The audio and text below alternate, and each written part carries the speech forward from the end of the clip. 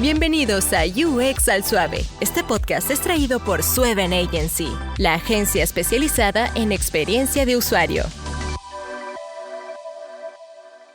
Bienvenidos a UX al Suave, un espacio donde hablamos sobre diseño e interacción en español y sin presiones. Hoy tengo el placer de tener conmigo a José Chavarría, diseñador de interacción durante varios años, ahora con grandes proyectos de diseño. A ver, José, cuéntanos, ¿quién es José Chavarría?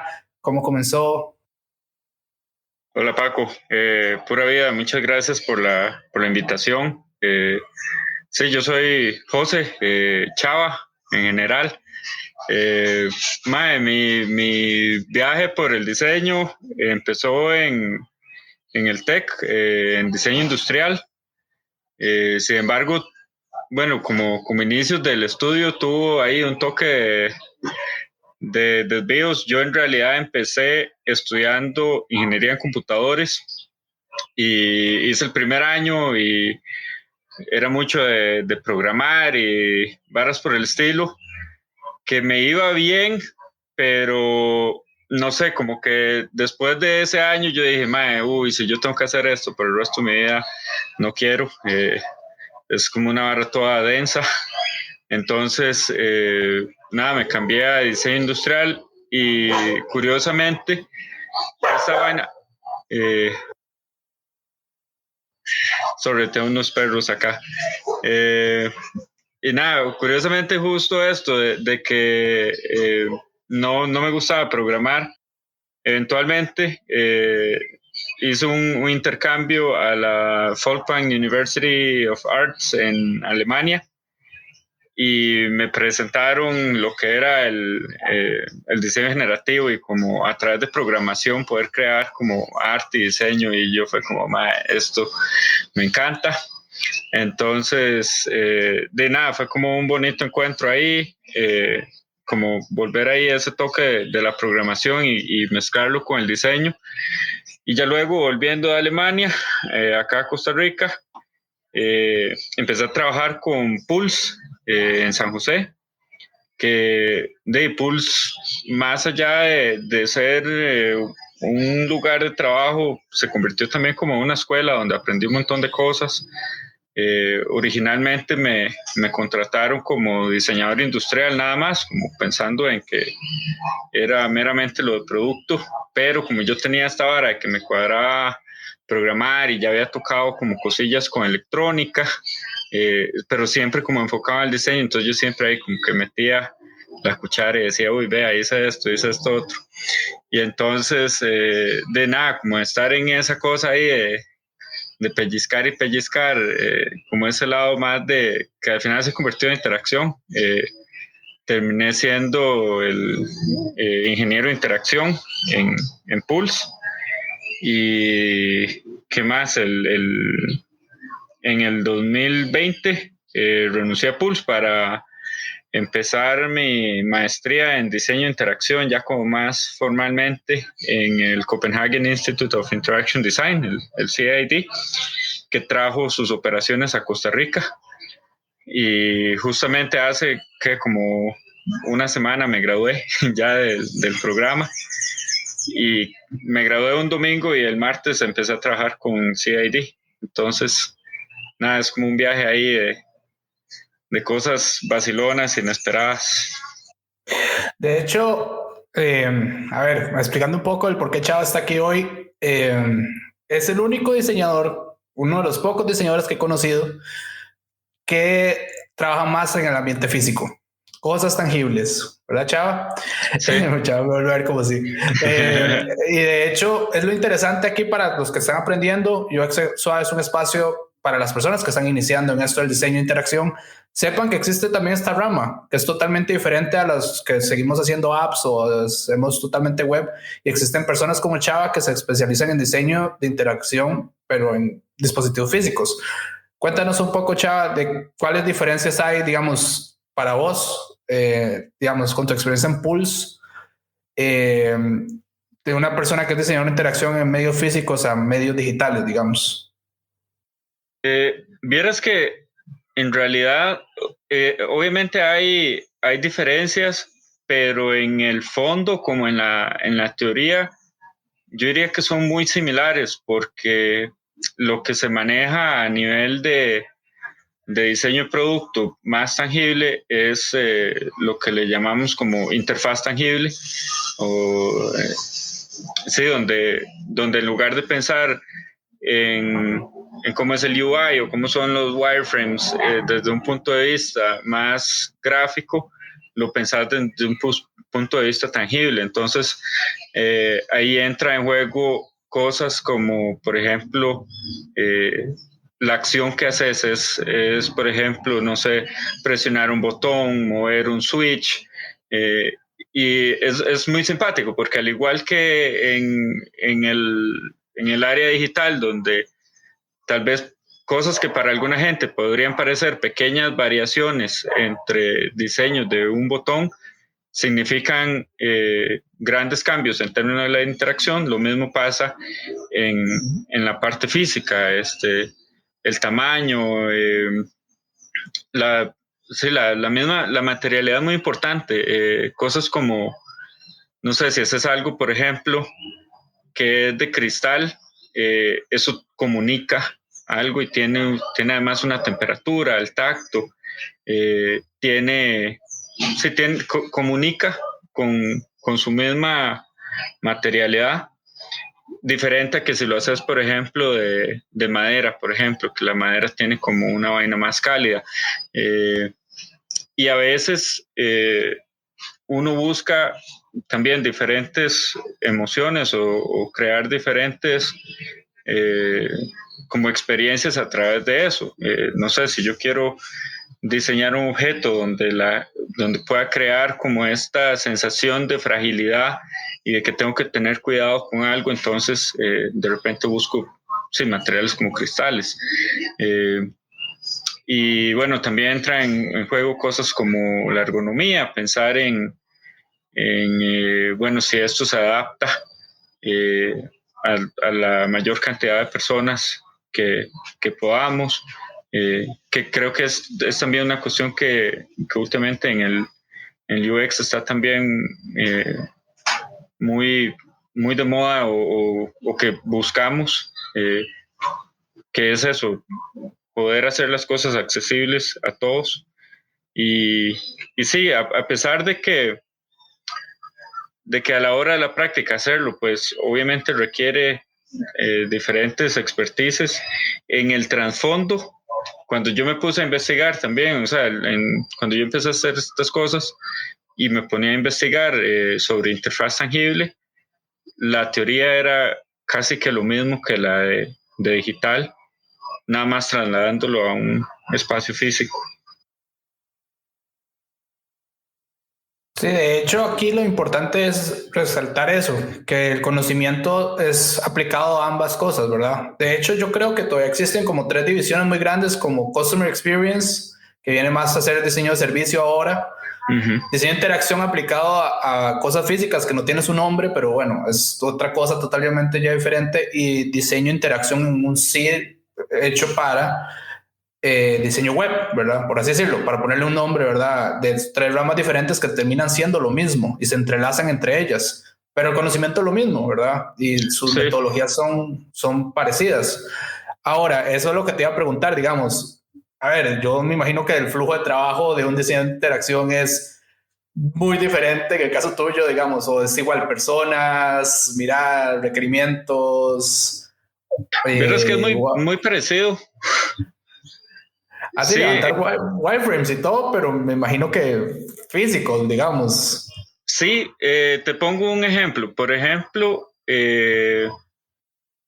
habíamos hecho en Pulse un proyecto para el Museo del Oro, que hicimos la renovación de un par de salas, donde una de las salas es la sala de Usuré, que conmemora celebra, digamos, la cosmovisión de nuestros indígenas bribris, y pues teníamos que hacer un aparato físico donde para los que no han visitado esa instalación tenemos una pantalla como circular de 300 grados, no de 360, sino de 300 para que haya un espacio para entrar, donde hay proyección a toda vuelta redonda, y en el centro hay un poste con un control móvil que uno sube hacia arriba o hacia abajo, y entonces para los bribris hay en su cosmovisión, en su religión, si lo queremos simplificar, digamos, hay 9 diferentes niveles, que si los comparamos, digamos, con el cristianismo, por ejemplo, donde hay como cielo, tierra e infierno, para los bribris hay 9 lugares diferentes. Y entonces, esto que era como tan complejo, nosotros hicimos algo muy, muy similar a wireframes, que eran físicos, y era agarrar un pedazo de papel o agarrar tape, por ejemplo. El primero, me acuerdo, fue tape, y era ponerlo en una pared y decir, bueno, esto tenemos que pensar en nuestras personas. Entonces, en términos de poblaciones, habían desde escolares que visitan mucho el museo, chiquitos desde kinder, de escuela, colegio. También hay adultos mayores, que algunos de esos adultos mayores tienen movilidad reducida, entonces sillas de ruedas, cosas por el estilo. Y entonces lo que hacíamos era invitar a diferentes usuarios al estudio, y entonces decirle, bueno, toque aquí a ver en este tape dónde es la parte más alta que alcanza de una manera cómoda y cuál es la parte más baja. Y entonces eso ya nos llevaba a poder entonces hacer, sin tener que construir nada físico, de nuevo, nada más como con tape en una pared, empezar a construir, ok, supongamos que es este rango. Luego, igual, eso va que yo creo que es lo mismo que sucede en los wireframes. Son prototipos de muy baja fidelidad, donde pasa lo mismo en el diseño de producto interactivo, que haces prototipos de muy baja fidelidad, donde lo que buscas es siempre obtener respuestas de los usuarios. Entonces, los prototipos siempre se hacen con una pregunta en mente. Nunca haces un prototipo por hacerlo, nada más como porque así quiero ver cómo se ve bonito. Si la pregunta de diseño que tenés en ese momento es la estética, pues bueno, hacerlo para que se vea bonito. Pero si la pregunta de diseño es, no sé, cuál debería ser las dimensiones de este producto, entonces se enfoca uno justamente en las dimensiones y deja completamente de lado la estética, para que también no vayas a distraer al usuario y que de pronto diga, no, pero es que no me gusta que sea rojo, y vos lo que estabas buscando era la textura, y entonces uno dice, bueno, se distrajo en lo que no era. Pero entonces eso, para mí, yo lo comparo mucho como con esos wireframes también, que tiene que ver mucho con diseño de servicios también. De repente habían flujos de interacción que lo que hacíamos era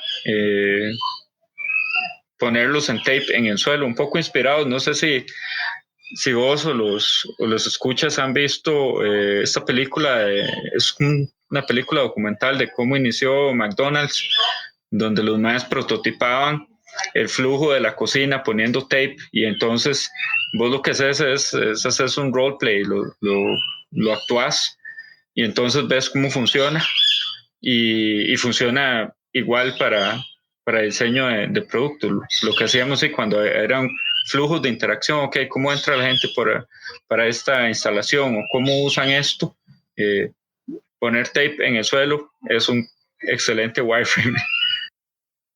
No, y es interesante escuchar cómo es esta parte del roleplay, ¿verdad? De cómo simular cómo funcionan las cosas. En el caso de nosotros serían prototipados ya de baja fidelidad, pero en el caso de ustedes tienen que tener a las personas haciendo las cosas, ¿verdad? Para verlo y grabarlo y ver si funciona. Ajá.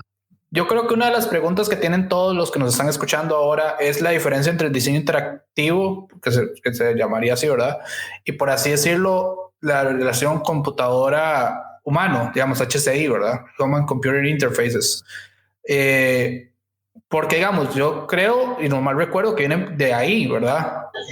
De esa rama. Pero nos podrías contar más que todo, ya como a nivel técnico, digamos, bueno, viene de HCI, después viene en esta rama, ¿verdad? Y porque sí, a mí me queda la duda de que, a ver, yo vengo de una rama que creo que es de esa, ¿verdad? Pero no estoy totalmente seguro y yo creo que un montón de gente que nos escucha también. Sí, yo no sé si si son como dos ramas diferentes en realidad, o si el diseño de interacción es más bien lo que resultó siendo la evolución de ese Human Computer Interface inicial, donde, bueno, ahora también que estuve con el CID, tuvimos la oportunidad de conocer a Bill Fairplank, que es como uno de los papás del diseño de interacción, y eran esa gente que estaba haciendo el Human Computer Interface, y de pronto eran como, sí, era este ambiente súper técnico, computín, por así decirlo, y nada, se empezó a transformar como, ok, ¿cómo podemos hacer esto más fácil? Porque desde un punto de vista funcional, tal vez sí, ya estaban todas las funciones, así tenés un input en un teclado, tenés incluso, bueno, la creación del mismo mouse, yo creo que es, desde un punto de vista más teórico histórico, es un perfecto ejemplo de los primeros productos de diseño de interacción, porque es esta máquina súper complicada, y entonces estás haciendo este modelo mental de, ok, yo puedo mover cosas, puedo cliquear algo y arrastrar, poner en otro lugar.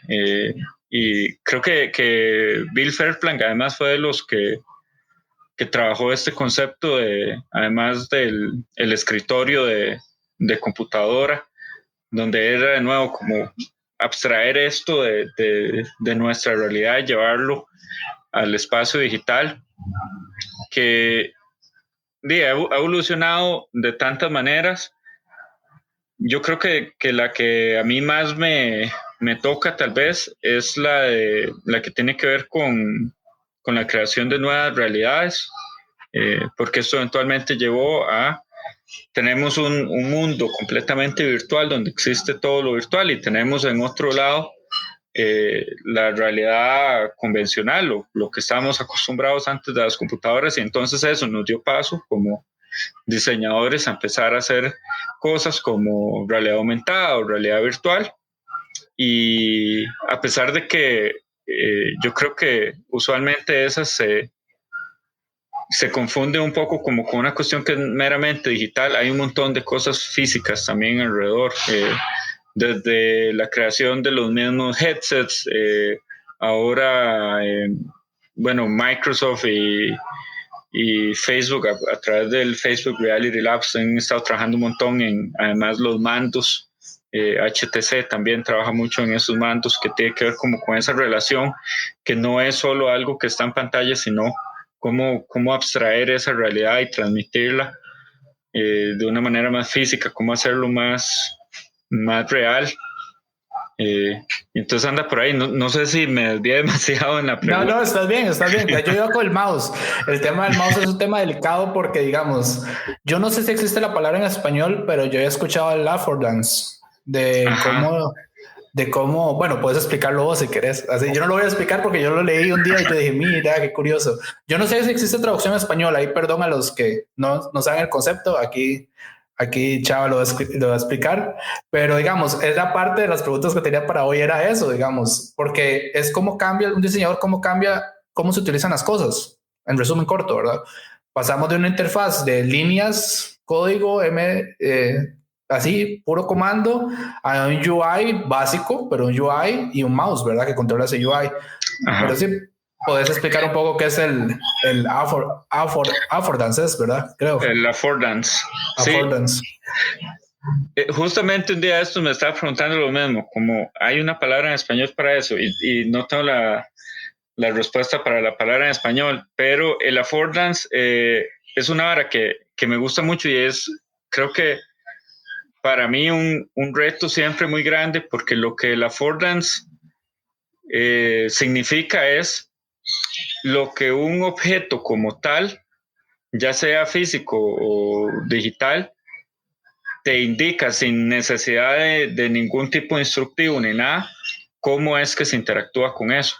Entonces, por ejemplo, una manilla de estas, de abrir una puerta, que tiene estas que tienen forma como de palanca, indica eso, como en su propia forma, es como, ok, vos tenés que agarrar acá, y ya un poco también por la experiencia y por donde está además colocado el eje en esa manilla, es como, ok, bueno, aquí tenés que girar algo. Que el mouse yo creo que en su primera iteración era una cuestión bien complicada, sin embargo muy revolucionaria, pero el que tengan, por ejemplo, los scroll wheel, donde entonces es bien importante esta cuestión como de que rote. No es, hace un tiempo Microsoft había sacado un mouse que era súper chiva, pero no tenía scroll wheel y era nada más como una cuestión de que vos hacías el gesto. Ellos ahí ya lo que estaban apuntando era como, ok, ya en su mente ya está como la cuestión de que a esto se le hace un scroll con el dedo, pero ya lo quitan, y lo que entonces hicieron fue como meter una especie de vibración. Creo que no fue tan exitoso porque pues seguimos teniendo mouse con scroll wheel, los botones también. En mi opinión, por ejemplo, y esto tal vez va a ser un poco controversial, el Magic Mouse de Apple tiene un affordance espantoso, porque es primero que a primeras es difícil saber cuál es el frente y cuál es la parte de atrás, no tenés botones visibles, y nada, ellos apuntan por otra cuestión, que es como la simplicidad en la forma, pero para mí esa parte es muy importante. Tengo un proyecto que hemos hecho en Pulse también, que le tengo especial cariño, porque el affordance fue muy sencillo de entender para la gente. Habíamos hecho para un Art City Tour en conjunto con el Museo del Oro y con H. Solís, la constructora. Nos habían dado un brief el brief era hacer ciudad, y entonces lo que H. Solís era, digamos, como el principal cliente, y entonces ellos lo que decían es, bueno, nosotros construimos cosas, carreteras, infraestructura, pero como que ellos querían dar este mensaje de construir infraestructura también es construir ciudad. Y entonces con esa nos pusimos a pensar como, ok, de qué significa hacer ciudad, y eventualmente como que ese brief sacamos un poco de que el hacer ciudad también tiene que ver con hacer comunidad, y pasa mucho en la ciudad, en San José y en cualquier ciudad, que vos vives con un montón de gente, cerca de un montón de gente, pero no conoces a tus vecinos, no conoces la gente del barrio, y entonces lo que decidimos fue hacer unos sub y bajas, que cuando dos personas empezaban a mecerse en estos sub y bajas, empezaba a cada uno a reproducir una nota musical cada vez que había un balanceo, y entonces eran 3 sub y bajas, y entonces cuando los 3 estaban funcionando era como una especie de concierto colectivo, y además cada vez que la gente se movía entonces salían estas como unas figuras de colores por la pared que iba hasta el techo del Museo del Oro, que es este techo lindísimo, a través de projection mapping. Y digo que para esto le tengo un cariño especial con el affordance, porque creo que fue una de las instalaciones más exitosas para nosotros en Pulse, porque no hubo que explicarle absolutamente nada a nadie. La gente llegaba y sabían de inmediato qué era lo que tenían que hacer, que era como, ok, sí, montémonos en este sub y baja. Y bueno, también con el brief de hacer ciudad y hacer comunidad, de pronto llegaba gente que llegaban solas, y entonces un sub y baja no lo puedes usar solo. Y entonces de inmediato era como, busque a cualquier persona que está aquí, un completo desconocido, es como, hey, quiere jugar conmigo por un rato, quiere balancearse conmigo en este sub y baja.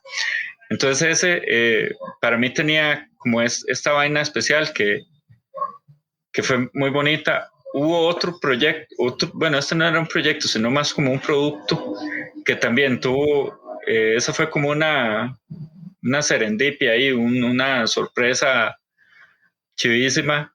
Habíamos hecho un spray digital, entonces era como una lata de spray física que la habíamos hecho impresa en 3D y por dentro tenía un poco de electrónica y sensores que cuando vos llegabas y apretabas la boquilla de la lata de spray, tal cual como si estuvieras apretando un spray regular, entonces lo hacías sobre una pantalla de proyección y entonces empezabas a pintar en ese mismo lugar y podías cambiar los colores y la cosa.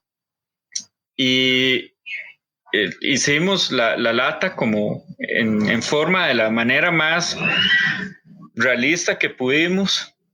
Y como de último momento, así casi que sin planear, dijimos, bueno, las latas de pintura siempre tienen como este balín adentro que uno lo tiene que mover y suena y la cosa. Entonces, de nuevo, esto ni siquiera estaba como planeado inicialmente en el diseño, y entonces lo que hicimos fue como, creo que era como con unos pedacillos de cartón o algo por dentro. Hicimos como una cámara ahí, una cajita, y le eché unas tuercas ahí cualquiera de tornillo, y entonces cuando uno agarraba la lata esta, la movía, empezaba a sonar. Y lo curioso fue que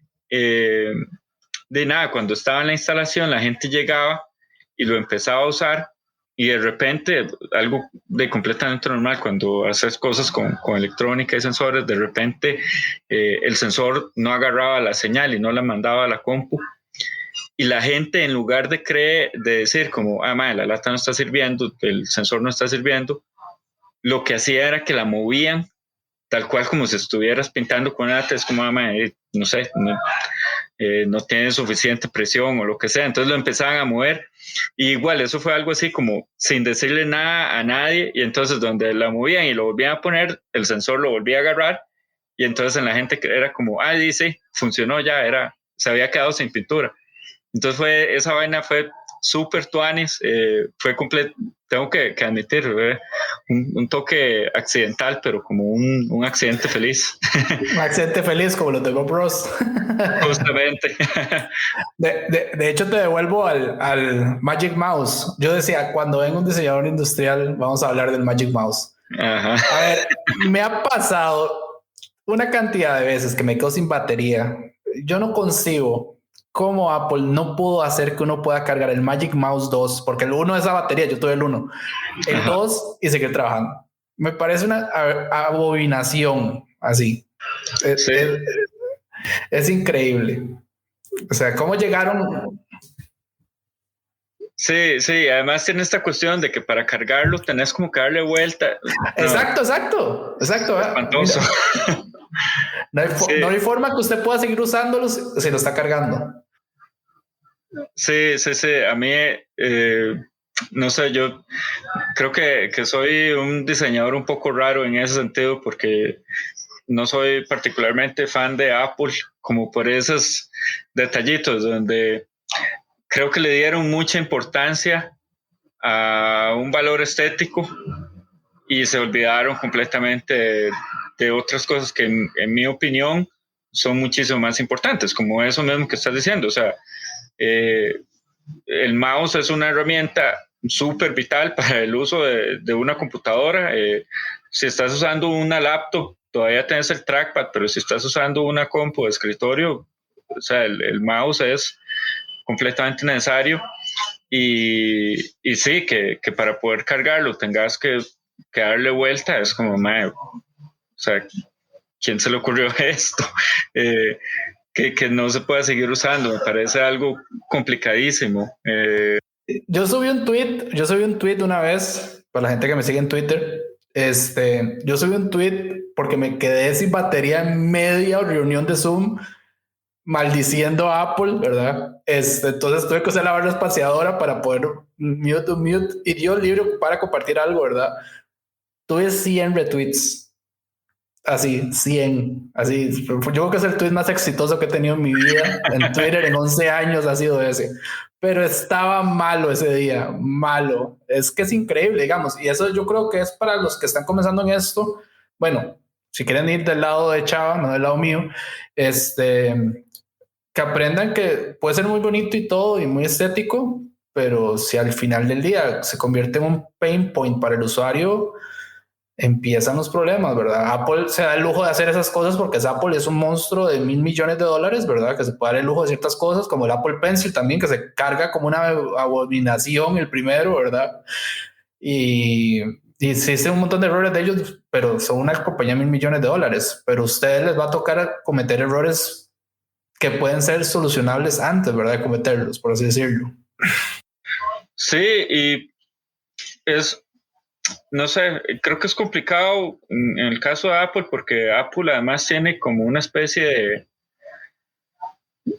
Tiene unos usuarios muy, muy fieles y muy aguerridos al producto. Y hay productos de Apple que son simplemente geniales, pero también no es un secreto que ahora, han salido tantas compañías nuevas de tecnología haciendo tantas cosas que están tan bien, que también, yo creo que uno no puede darse el lujo de poner como prioridad la estética sobre las necesidades del usuario, porque entonces, de nada, corres el riesgo de que de pronto la gente diga, ¿por qué tengo que seguir comprando esto si de esta otra compañía lo está haciendo excelente? Usualmente son a precios muchísimo más bajos y de nada, no es la compañía de Steve Jobs, pero lo hace muy bien y yo creo que tal cual como lo estás diciendo ahora, tiene que ver con producto interactivo, pero también con el UX más de web o digital, porque es eso, nada haces tampoco como con hacer un website o una app que visualmente es un puro eye candy, algo lindísimo, pero a la hora de usarlo es la vaina más complicada, no se entiende, porque entonces nadie va a querer usarlo. Y lo puedes ver, volviendo al ejemplo del Magic Mouse, cuántas personas usuarias de Apple terminan comprando un mouse Logitech o de cualquier otra marca que están súper bien diseñados y no tenés que estar, como decimos, pariendo con esas cosas. No, y te quedas sin batería y nada más le cambió las baterías y se acabó. De hecho, el primer Magic Mouse para mí fue una buena idea. Era con baterías.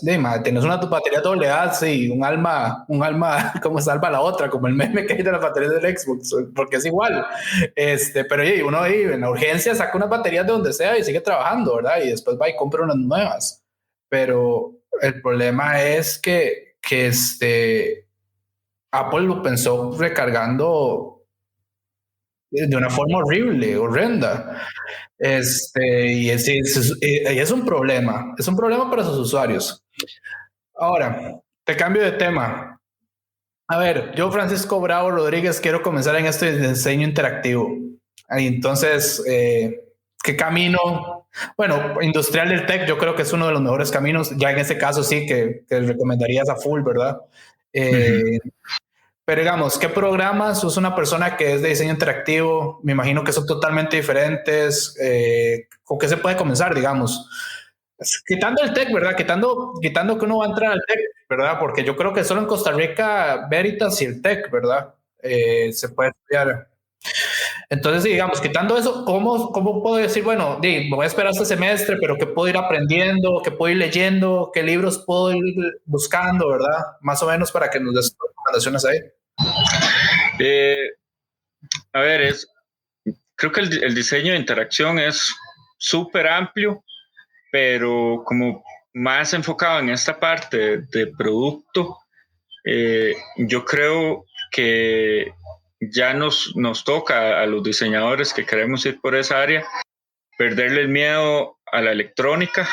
Primeramente, yo creo que, no sé, también como trayéndolo de mis años en el tech, siempre había como esta especie de miedo de que tocar algo de electrónica o poner, no sé, cables en algo y un LED y cosas así, era como esta vaina extremadamente complicada y que solo los que estudian ingeniería en electrónica pueden hacerlo, y además en el tech electrónica tiene esta fama como de ser lo más complicado que hay, que no le quito que es difícil, pero desde hace ya varios años se ha venido desarrollando tecnología para diseñadores donde uno puede meterse por completo en la electrónica y que le permita hacer al menos prototipos.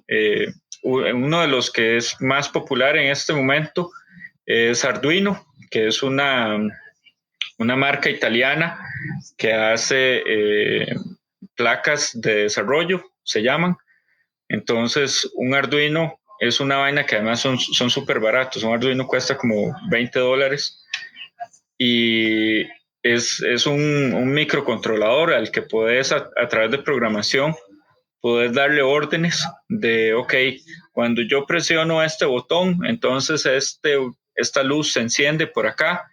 Cuando yo muevo este switch, entonces esto pasa por acá. Cuando yo muevo la mano enfrente de un sensor, por ejemplo, entonces este motor por acá se mueve, y se ha hecho de una manera que se ha traído, yo creo, más como para humanos, por eso, porque es como, ok, hágalo accesible a diseñadores y artistas, donde no necesitas haber estudiado una carrera de 5 años en electrónica o en programación para poder hacer eso. Otra herramienta que yo uso muchísimo, que es directamente en programación en la compu, es Processing, que Processing es un ambiente de programación basado en Java que fue creado específicamente para diseñadores y artistas. Entonces, cuando uno empieza como en el mundo de la programación, lo más básico siempre le llaman el famoso hola mundo, que es una vaina espantosa, un hola mundo. Es como hacer que la compu diga ahí en una línea hola mundo, y entonces no es como nada atractivo.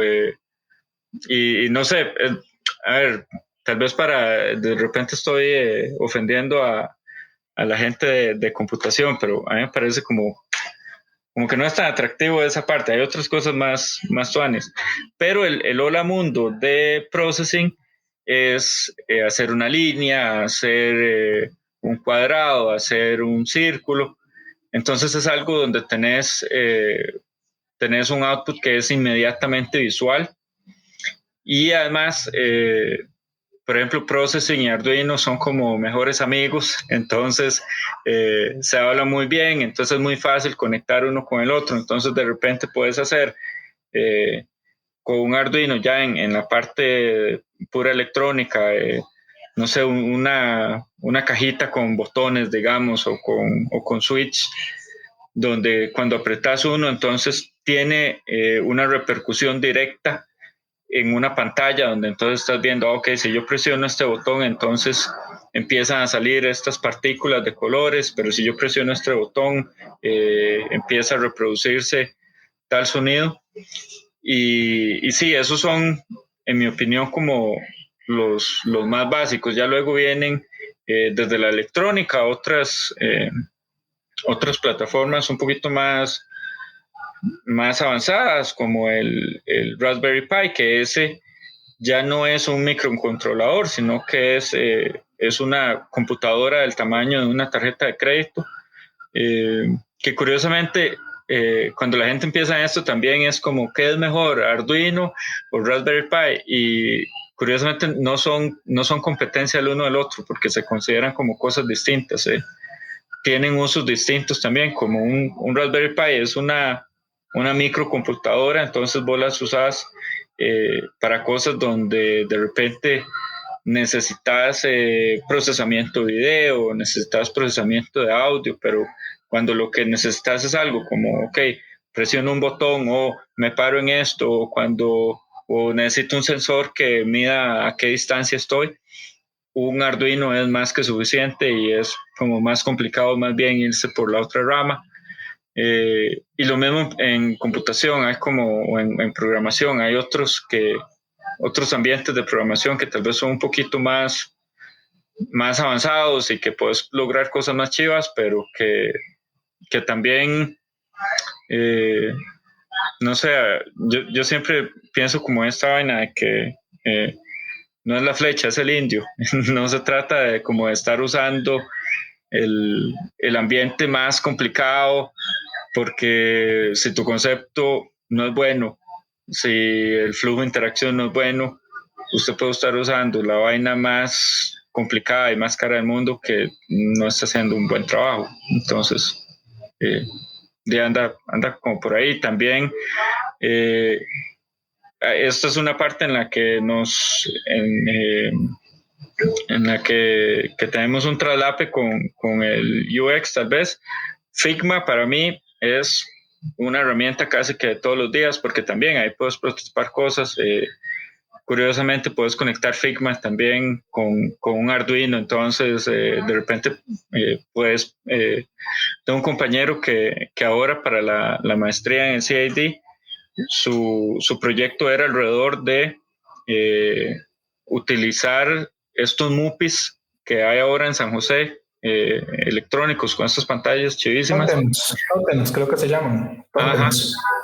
Y usarlos para mejorar la caminabilidad en San José, porque en estos momentos son como, me parece que están súper subutilizados esos MUPIs. Entonces la propuesta de él era como que entonces vos llegas ahí a esta pantalla y entonces a través de presionar unos botones que están en el piso, que los presionas con el pie, entonces puedes seleccionar cosas diferentes. Y la forma en que él prototipó esto fue un Arduino conectado a Figma, donde entonces en Figma tenés todas las transiciones y todo el UI, todos los wireframes, y entonces con un Arduino estás pasando a los siguientes slides y funcionó súper bien. Pero sí, anda como por ahí, yo diría. Ahora, vamos a hablar de uno de los temas del por qué me dijeron que tenía que hablar con vos. Tu proyecto de graduación. De hecho, yo no lo puse en la introducción para que fuera sorpresa. A mí me dijeron, alguien por acá, un pajarito, ¿verdad? Me dijeron, háblate con José. José tiene un proyecto increíble de graduación. Yo lo vi, tiene que ir a hablarle. Entonces, a ver, cuéntanos cuál fue tu proyecto de graduación de la maestría. Sí, mi proyecto de graduación, de una vez lo voy a advertir, es una hora bien chocha. Y fue como, yo creo que para mí fue un reto como, no sé, construir además el storytelling y la investigación de una manera que fuera como, este man no está haciendo una tontera, sino que es algo que tiene valor. Pero mi proyecto es bien exploratorio y empezó desde una pregunta bastante filosófica que era como, ¿cuál es la mínima cantidad de ser humano que necesitamos para ser humano? En el entendido de que, digamos, yo tengo mi cuerpo y yo salgo a la calle y tengo un accidente y pierdo un brazo, eso no me hace menos humano. Si pierdo todas mis extremidades, eso no me hace menos humano. Y entonces yo me empecé a preguntar como, ok, ¿qué es la cuestión física que es tan importante para nosotros y que nos hace tan humanos? Y resultó que la pregunta más bien iba en otra dirección, porque a través de un poco de la investigación me di cuenta que el ser humano no tiene que ver con una cuestión de cantidad, sino de calidad, con un poco de intangibles que tenemos. Y uno de esos intangibles que no es exclusivo de los seres humanos, pero que sí nos intriga mucho, tiene que ver con la conciencia humana. Y entonces me encontré un diagrama de un científico sueco que se llama Björn Merker, que describe la conciencia humana como una totalidad de 3 componentes que son como concéntricos, donde el más pequeño es el ego o el yo, que es esta parte más mental nuestra. Luego está el cuerpo, que es como nosotros poder entender nuestra propia fisicalidad y nuestros propios límites. Y por último estaba el mundo, que es entender el entorno en el que estamos, si de repente yo estoy en un lugar que representa tal vez un riesgo para mí o no. Y algo muy curioso que me llamó la atención de ese diagrama es que Merker describía como una especie de ángulo abierto donde decía hay una apertura visual, donde lo que quería decir es existe un mundo completo, pero nosotros solo vemos una parte. Y entonces ahí me intrigó muchísimo el decir, bueno, si esto que yo le llamo realidad y esto que es el mundo, yo nada más estoy viendo una parte, ¿qué es entonces lo que yo no estoy viendo? Y entonces me encontré otro científico que se llama David Eagleman, que él dice que todas las criaturas consideran que su Umwelt, que Umwelt es una palabra alemana para describir como el entorno, es la única realidad objetiva. Y la forma en la que este man lo explica es, él dice que si nos pusiéramos en los zapatos de un perro, por ejemplo, donde para un perro el olfato es algo tan importante, entonces él decía, bueno, imaginemos que somos un perro, volvemos a ver a los seres humanos con esta nariz tan pequeñita y decir como, qué rajado que este ser humano no se dé cuenta que a 100 metros hay un gato y que su vecino estuvo en este mismo lugar hace 1 hora.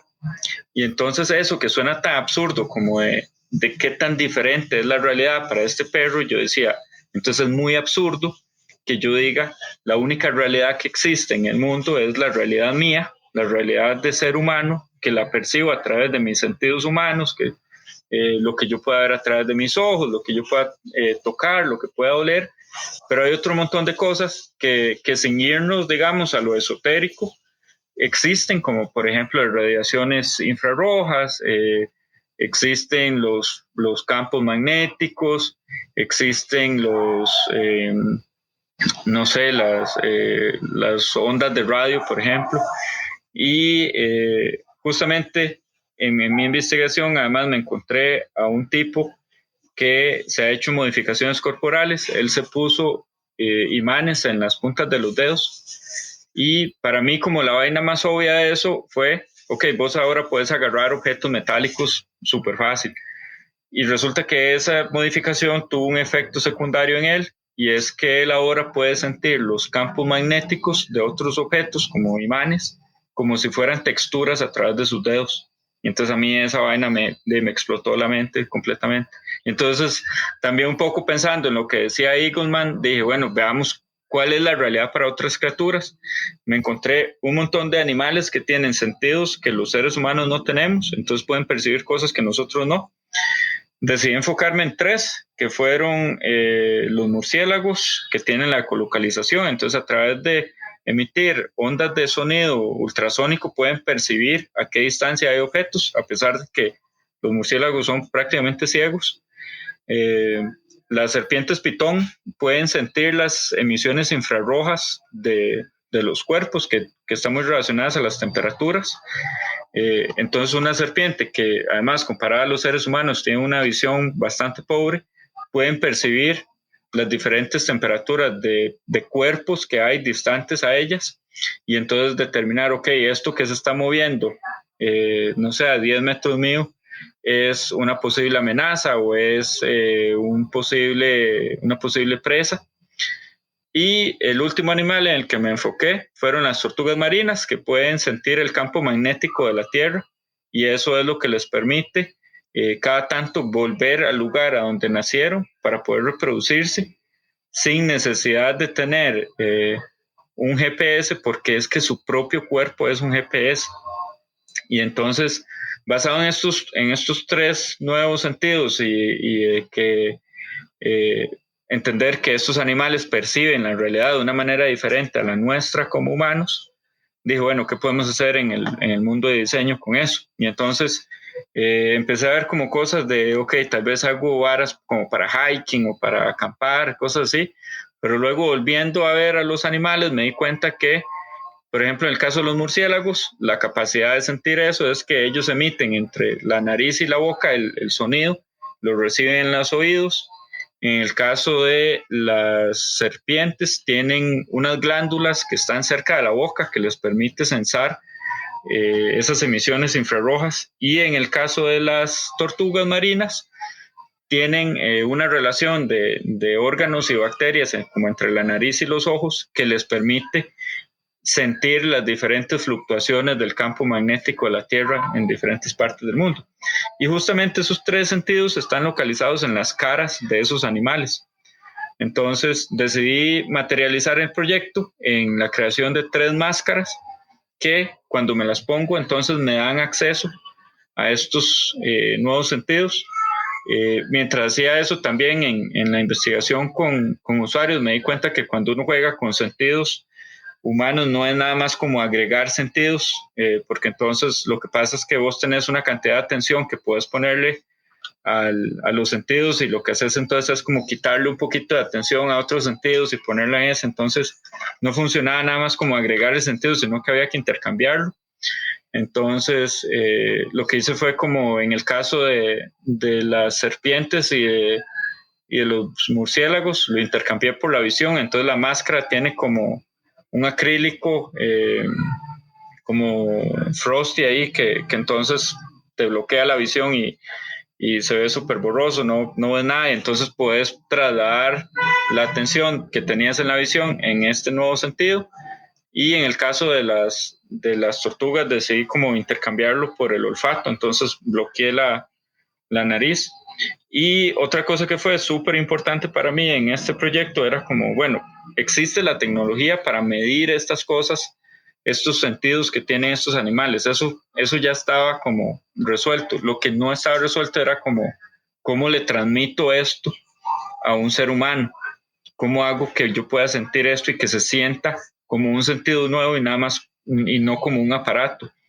Y entonces empecé a probar como con vibración y con cambios de temperatura y funcionaba muy bien en términos de que era muy claro el feedback, como así, yo se lo ponía a la gente y decían, sí, ok, entiendo las diferencias de distancia que hay entre esto, entiendo por dónde está pasando una criatura y entonces entiendo esas temperaturas, pero siempre me decían, se siente como que me estás poniendo un aparato y hace eso. Entonces me puse a investigar un poco inspirado en el tema del soft robotics, que está un poco de moda ahora en el mundo de la robótica, que es como hacer actuadores que no son motores, sino que son cosas suaves, que se inflan o se desinflan. Entonces hice como unas almohadillas de silicón que se inflan y se desinflan con agua, pero que entonces va conectado a un sistema de motores que igual se ve controlado por los diferentes sensores. Y entonces, por ejemplo, en el caso de murciélagos, dependiendo de qué tan lejos o qué tan cerca esté el objeto que tenés enfrente, entonces estos geles de silicón van a hacer más presión o menos presión en la piel.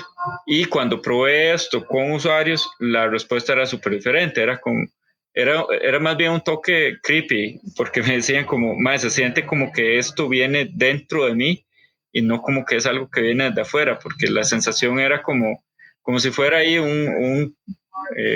como un heartbeat, un palpitar en la piel. Y entonces eso funcionó súper bien. Y nada, como proyecto, yo creo que el valor que tuvo el proyecto no fue tal vez el desarrollo de las máscaras que quedaron bastante tuanis, pero creo que fue un poco más allá, porque entonces, volviendo un poco al inicio del podcast, cuando te hablaba de esta cuestión donde en un lado tenemos la realidad objetiva o la realidad convencional y en el otro lado tenemos la realidad o la virtualidad, y hemos creado como diseñadores realidad aumentada y realidad virtual, y toda esta vaina junta se le ha venido llamando realidad mixta desde el 94. Y entonces yo veía mi proyecto y veía este espectro de realidad mixta, y yo decía, es que mi proyecto no cabe aquí, porque en este espectro de realidad mixta convencional, lo que sucede es que tenés la realidad convencional y le agregás capas digitales, pero en mi proyecto, que al final le llamé interfaz, en esta interfaz no estás agregando capas digitales, sino capas físicas de cosas que están pasando en el mundo, que nada más por nuestros sentidos humanos no podemos percibir, y estás agregando eso como una capa y aumentando esta apertura visual, y entonces expandiendo nuestra experiencia humana, por así decirlo.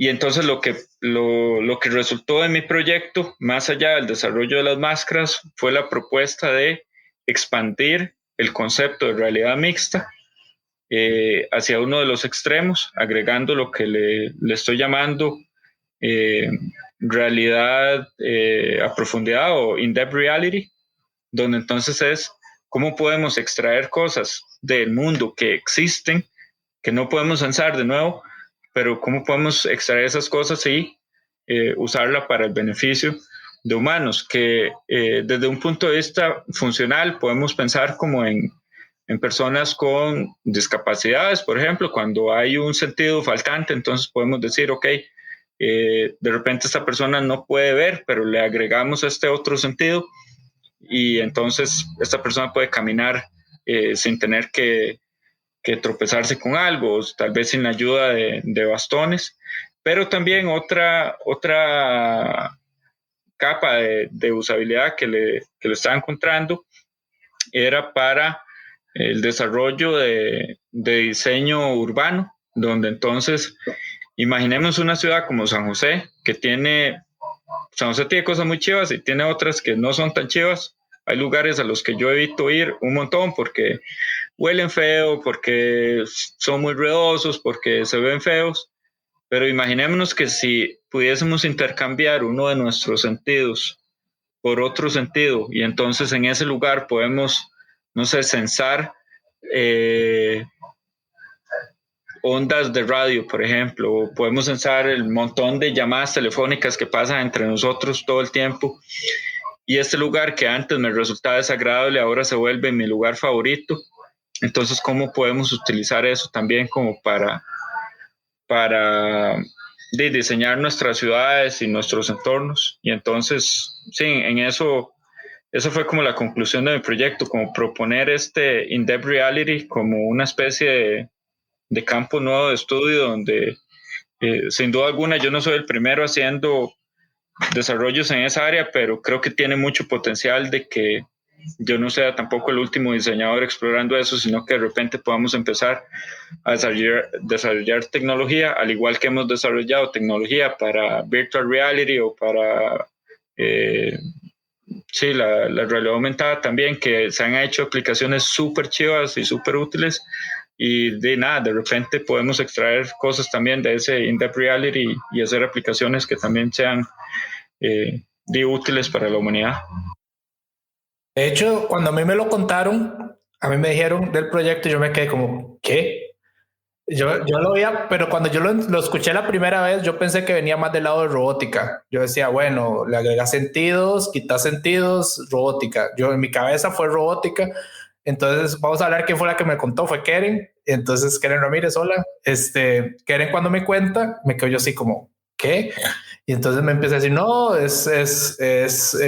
por así decirlo, es como dice interacción, pero es la parte de las interacciones humanas y cómo cambian mediante sistemas físicos y no sé qué. Yo me quedo así como, ¿qué? Entonces yo le tengo que traer a Chava para que me cuente él cómo es que funciona, porque yo me quedé helado, así helado me quedé, cómo era, porque digamos es al contrario, a ver, no es crear experiencias, porque las experiencias ya están creadas, son modificar esas experiencias o por otras experiencias que existen en la naturaleza. O sea, es complicado, es complicado.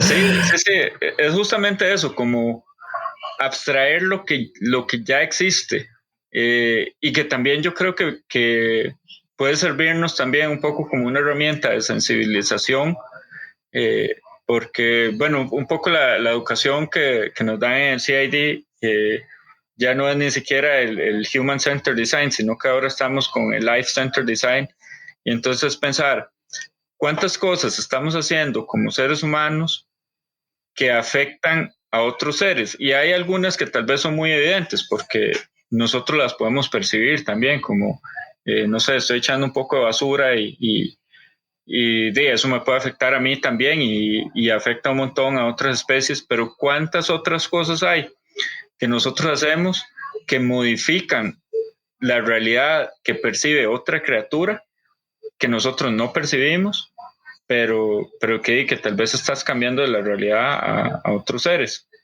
Y entonces sí, es como eso, como buscar esta creación de experiencias o abstracción de experiencias, pero desde otra perspectiva, que no es la de agregar capas digitales, sino capas físicas que existen, pero que como humanos no podemos sentir por nuestra propia biología, digamos. De hecho, y ahí viene el tema de las máscaras que estabas explicando ahora, buscar una forma de que podamos tener esas sensaciones, por así decirlo, como humanos. Bueno, Chava, la última pregunta de la noche. Yo sé que no tiene idea, Chava no es fanático de Yo Excel Suave, pero vamos a ver. A mí me encanta cuando la gente más bien no lo escucha, porque así no sabe las preguntas normalmente que se hacen acá. Tu peor error y por qué. Uy, A mí los ejemplos que yo normalmente tengo para esta sección no los puedo usar con vos, así que perdón, pero no te tengo ningún ejemplo. para ver.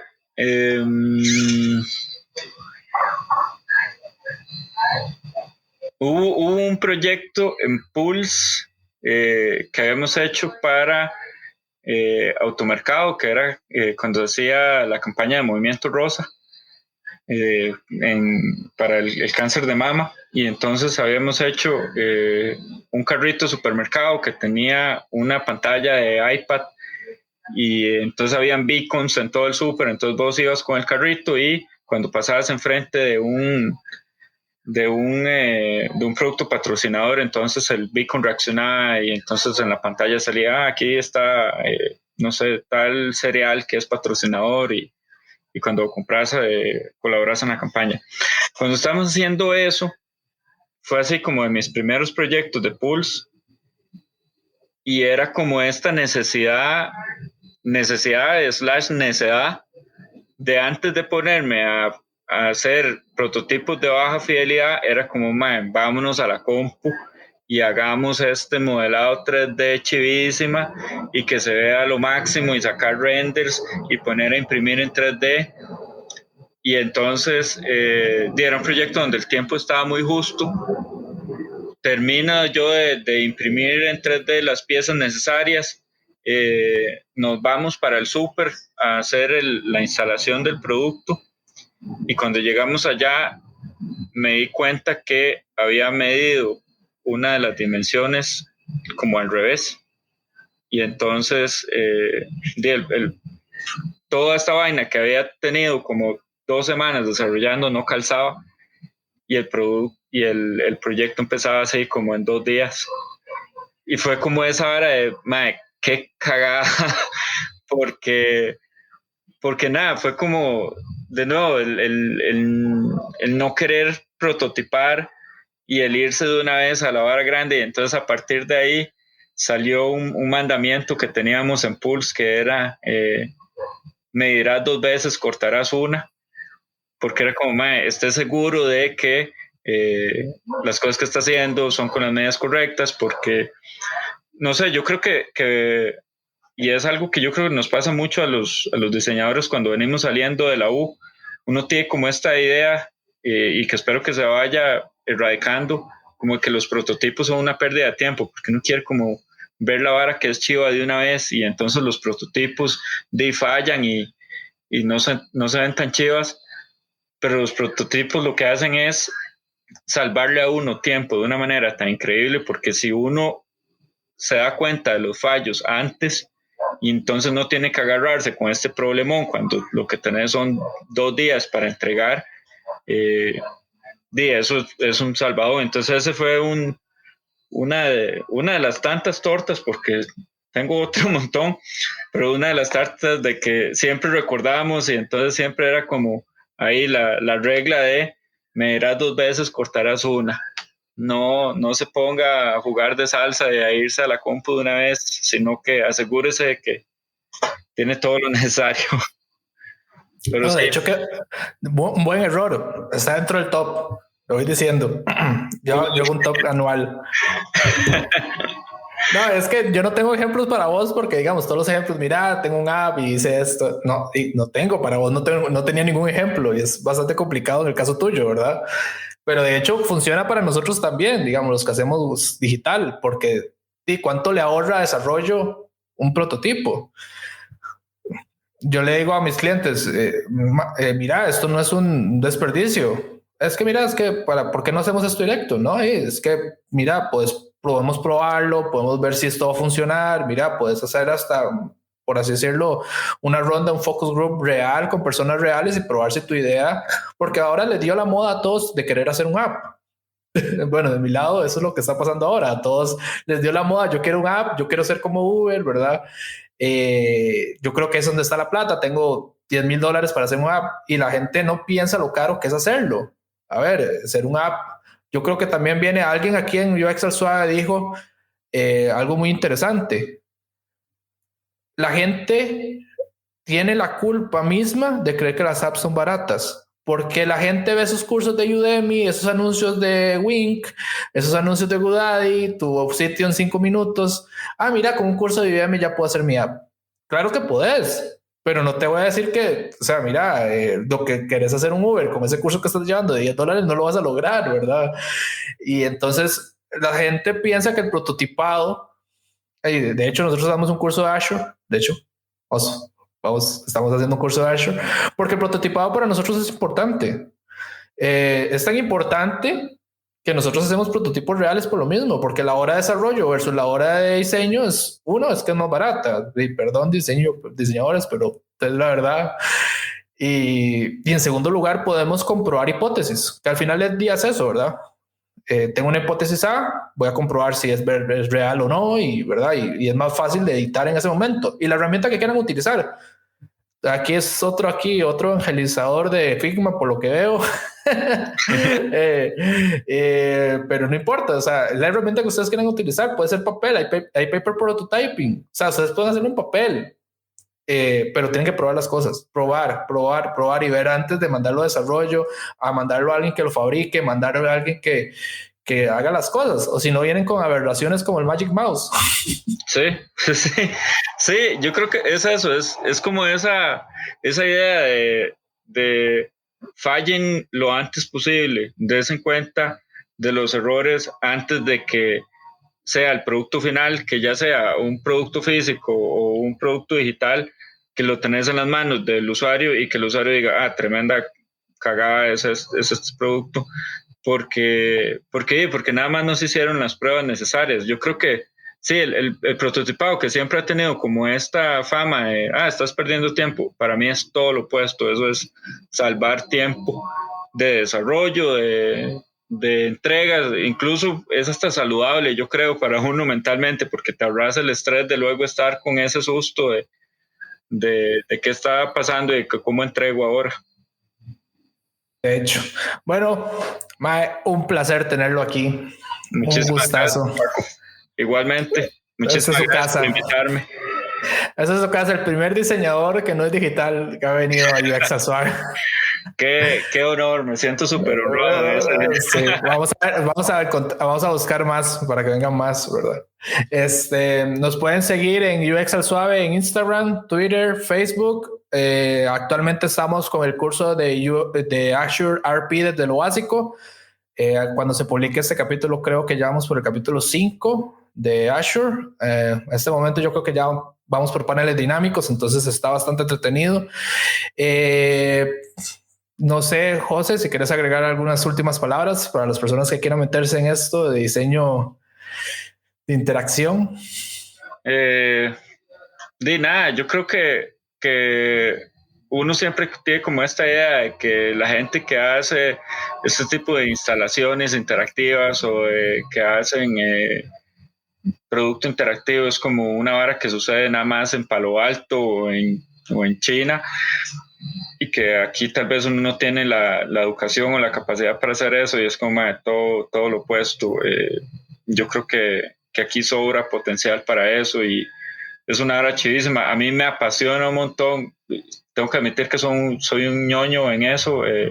Yo por pura diversión puedo un fin de semana dedicarle un día a programar o a conectar cosas con electrónica porque me gusta, y entonces en ese mismo espíritu es como, cuando a mí la gente me pregunta, tengo una duda con esto, ¿cómo se hace esto? Para mí es como, sí, por favor y gracias, porque me encanta y me encanta compartir conocimiento con eso y sí, no sé, de ahí si me ven un día en redes sociales o en la calle y me quieren hablar de sus ideas que suenan chochas o muy locas, a mí me encantan porque siempre son logrables.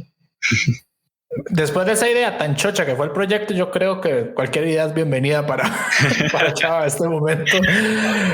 Muchísimas gracias de nuevo, Mae. Un placer tenerlo aquí y hasta luego. Pura vida, gracias.